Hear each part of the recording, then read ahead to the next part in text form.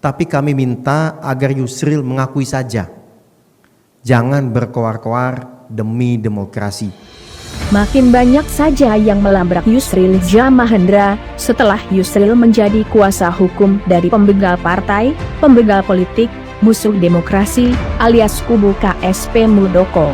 Kali ini yang melabrak Yusril adalah mantan Ketua Mahkamah Konstitusi. Ketua Mahkamah Konstitusi kedua yang saat ini menjabat Menteri Koordinator Bidang Politik, Hukum, dan Keamanan, Mahfud MD mengatakan gugatan-gugatan yang dilakukan oleh kubu KSP Muldoko lewat kuasa hukum mereka Yusril Izzah Mahendra tidak akan berguna.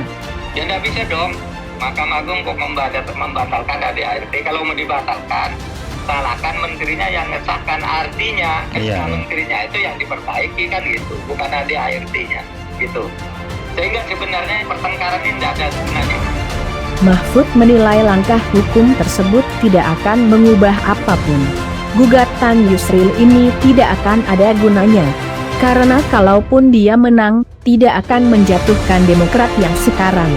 Kalaupun dia menang menurut hukum, kemenangan di judicial review itu hanya berlaku ke depan, kata Mahfud MD. Menurut Mahfud, hal ini berarti kepengurusan Ketua Umum Agus Harimurti Yudhoyono yang sudah terpilih sebelumnya akan tetap berlaku. Yang terjadi kemungkinan adalah perbaikan anggaran dasar anggaran rumah tangga, jadi tidak akan membatalkan pengurus, malah semakin kuat. Tidak bakal menang, tidak akan mengubah susunan pengurus sekarang, kata Mahfud. Namun, Mahfud menegaskan Mahkamah Agung tak bisa membatalkan anggaran dasar anggaran rumah tangga. Pasalnya, yang seharusnya disalahkan adalah SK Menteri yang menerima anggaran dasar anggaran rumah tangga tersebut. Setelah dilabrak Mahfud MD, giliran Ketua Mahkamah Konstitusi yang pertama, Jimli Asyidikiet, yang melabrak Yusril. Melalui cuitannya, Jimli menilai meskipun UU tidak secara eksplisit mengatur bahwa advokat tidak boleh menjadi ketua umum parpol, namun secara etika kepantasan hal itu sulit diterima. Terlebih kata dia, apabila ingin mempersoalkan akar partai politik lain. Sebagaimana yang kita ketahui bersama, Yusril adalah ketua Partai Bulan Bintang. Jimli menyebut perlu diingat juga, tegaknya hukum dan keadilan harus seiring dengan tegaknya etika Wajar kalau kader bernegara. Demokrat marah ketika Yusril katakan upayanya membela Muldoko adalah berjuang demi demokrasi.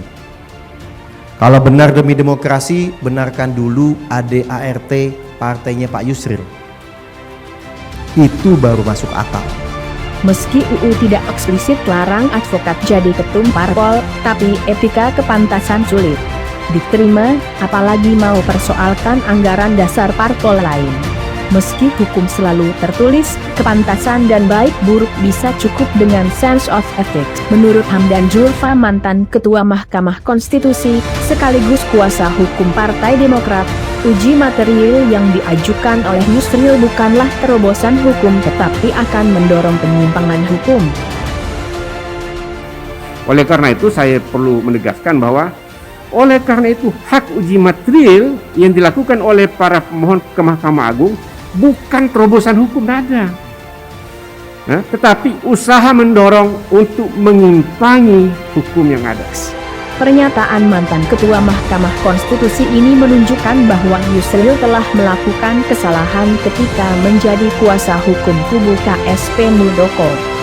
Kesalahan pertama, Yusril melanggar etika karena selaku ketum Partai Bulan Bintang, dia malah mempersoalkan anggaran dasar partai lain.